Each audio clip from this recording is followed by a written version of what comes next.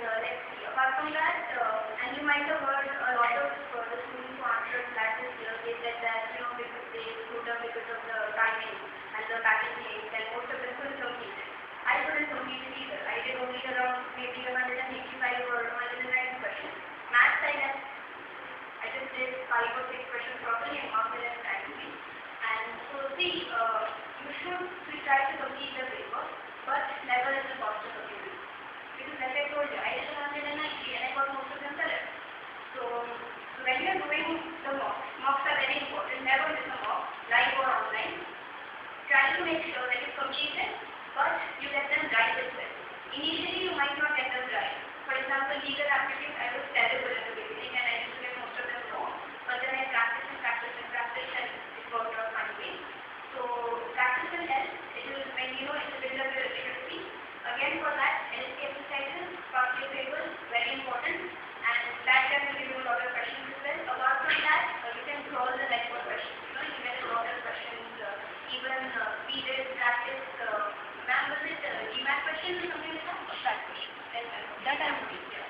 So you can start right now because practice isn't something that you need to do. For example, whatever you covered till now, legal aptitude, for example, what are the things covered? Just one thing. You draw, right? So you can start practicing on draws because draws are, they need the most weighty area. So you do contribution and critical legal, but you can start practicing draws right now. Because apart from whatever questions LSC is given, you can go on the next, look at the top questions. If you have previous year papers, even they have the rough copies of lab papers and everything, so you can start practicing those ones. Take the papers, solve the top questions. Later, you should do it within the time. Okay? So apart from that, what I feel is, I'm not saying this because I cleared it, but honestly, I felt even when I was preparing, it's not an exam for which you have to be extraordinarily intelligent or have 180 plus IQ or something like that. If you just work smartly, not hard, smartly, focus on what you need to focus on. Don't waste the time on doing stupid stuff. You get and it's not something you need to be very intelligent for or you need to be exceptionally clever for. I'm not that intelligent as such, but I made it because I knew what I was going to do. I knew what my strong points are. I knew my weak points, and I focused on them, and it worked out. Okay, so I will not go any longer because if you have any questions, then please. Yeah, if you have any questions, you can ask us. Yes. What was your approach for the paper of Which sections do you section as in which I written for? Well, usually I used to start off with legal reasoning when I did the mocks. But because because legal reasoning you need to think a lot. You need to read the principles and then apply them. Right? You need to be careful. But in the class, what happened was, have you guys heard of the paper? That okay, you've seen the questions, right? Whenever you've done practice exercise. What do you get? You get a fact situation, you get one principle, right? One or two at the most, and then you have the question. In the class that I did this year, they gave us, in a single question, we had around 4 to 5 principles. They were numbered, like A to E. And then they had a series of questions. Like for one fact situation, we had around 4 to 5 questions. And then they used to give us questions like applying principle A and C, what's the answer? Applying principle B and D, what's the answer? Stuff like that. So that's why legal reasoning took a lot of time this year. It was lengthy. And so this year what I did was I flipped through the paper initially because I wanted to see what the questions were like.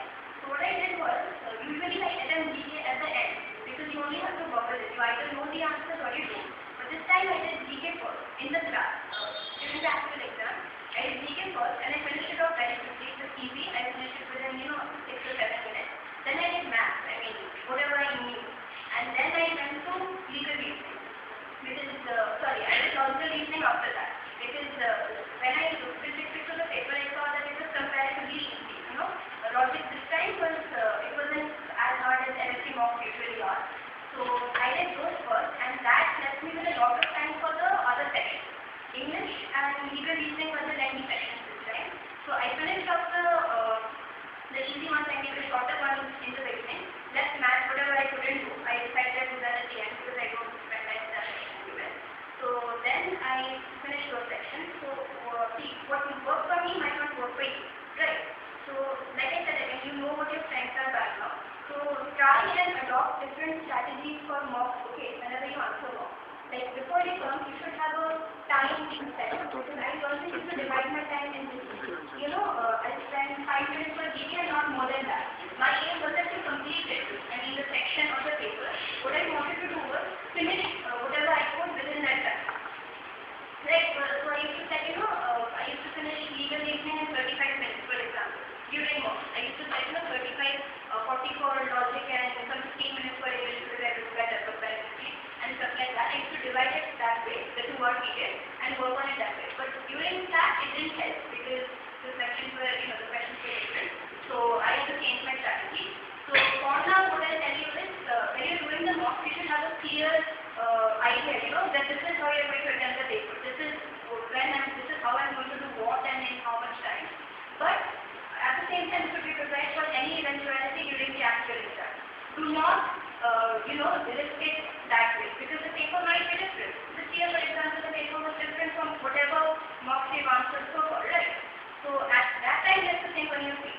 So my advice is, do your mocks now, then you will change strategies and time with revisions and everything. You'll find out what you're comfortable with, right? Because your performance will tell you how much marks you get and how easy you find to complete the paper or do it. So, but during the actual exam, you should be prepared for anything they may give you. So when you get the paper for the actual exam, just take around 30 seconds or something, flick through it and look at what the questions are. If you see that the questions are like the LSC mock or whatever mock you answer, then you can do it your normal. If you see that just change the pattern or maybe just change the weightage of questions or the number of questions, then obviously you have to adapt accordingly. So anything else?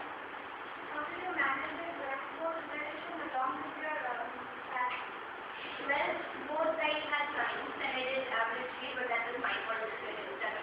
And so I got an 86% or something, but like I told you, school, even though I wasn't that good a student, but take 2 hours out a day.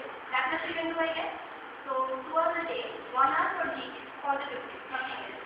The other hour, you do some other subjects. For example, make a timetable. Maybe do Monday, maybe do English, then you do logic, then legal aptitude, then math, that's Thursday. Then the remaining 3 days, do the other subjects. GK you should do every day. On the weekends, I used to study more. On the weekends, because I had LSC classes on Sunday, and Saturdays were free usually, I used to study for some 4 to 5 hours, catch up all of that. See, that's enough. That's what I'm telling you. You don't need to study, maybe 7, 8 hours a day. You won't be able to, because if you're focusing on schoolwork, you won't be able to give that much time. Unless you teach for like 1 to 2 hours at the end of the day or something. So what you can do is take 2 hours out a day, that's it. Practice. Don't waste time, just take the time. Maybe read through the LSC modules or look at the subject you're covering for 5 to 10 minutes. Practice it. Practice is more than enough. The last 2 weeks before class, I stopped studying. I didn't study anything at all. I just did question paper. So, I got 1. Right. Anything else? What do you do for English? How to improve the language?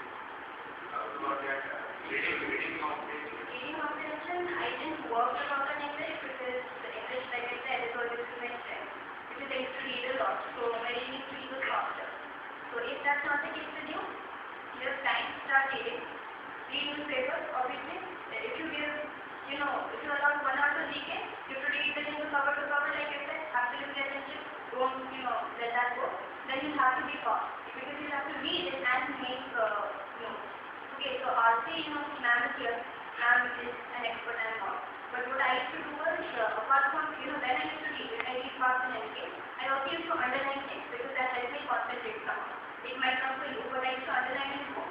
And so, it used to help me because while I was reading, I wasn't just reading it. I used to absorb what the passage said as well. So by the time I came to the question, then I already knew what the answer was or where in the paragraph the answer was. But for many people, it doesn't work that way. Different approaches. Like many people, they read the question first and then they go and read the passage. So look at what you can do. But for reading speed, please read editorials. When you read the Hindu, you'll be reading editorials as well. Apart from that, go on the net and websites are there and the websites of different newspapers, even international newspapers. Read the editorials.